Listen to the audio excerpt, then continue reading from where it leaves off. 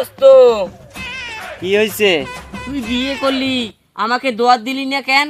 তোরে কি জন্য দাওয়াত দিতে হবে? তুই তো কাপল ব্লগার, আর তোরে দাওয়াত দিলে তুই তো কাপল ব্লগ শুধু থাপাইতি।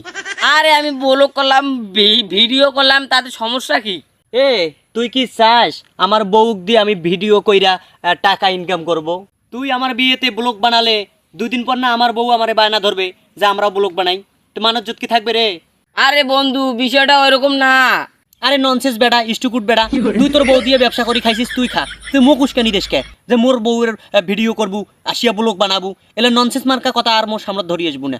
তোর বউক দিয়ে তুই ব্যবসা করি খাইছিস, তুই ভালো কথা, তুই ডলারে কামাই করেছিস, তুই কামাই করি খা, কিন্তু মুখ তুই এর ভেতরে জড়াবো কেন? হাকাও।